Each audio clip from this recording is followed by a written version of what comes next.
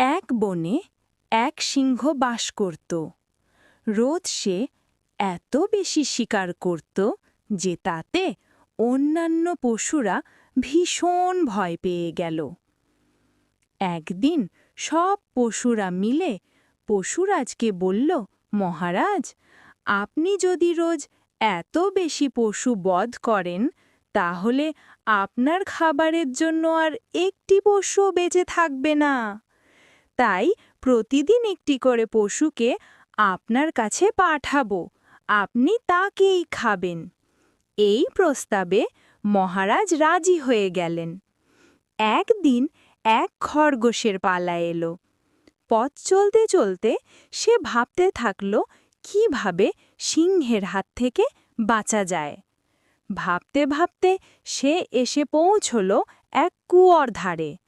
কুয়োর জলে নিজের ছায়া দেখে তার মাথায় এক বুদ্ধি এলো। এদিকে দুপুর হয়ে যায়, সিংহ খিদের জ্বালায় ছটফট করছে।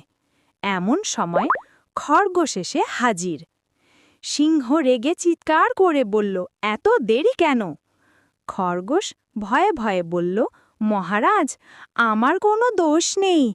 পথে আর এক সিংহ আমায় আটকে রেখেছিল। সে বলল সেই নাকি বনের রাজা।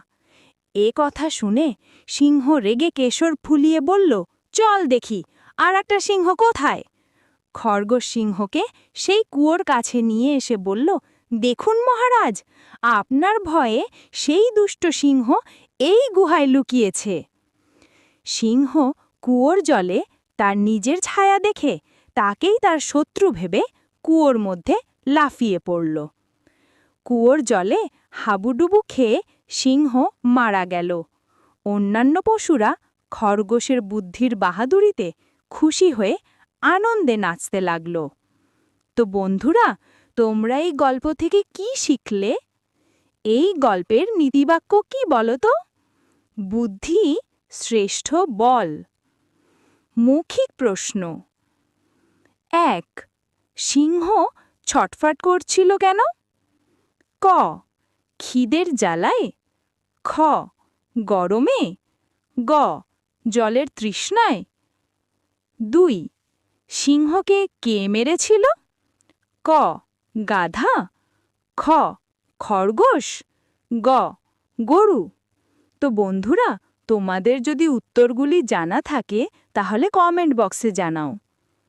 তো বন্ধুরা, আজ এখানেই শেষ করছি। দেখা হচ্ছে পরের ভিডিও।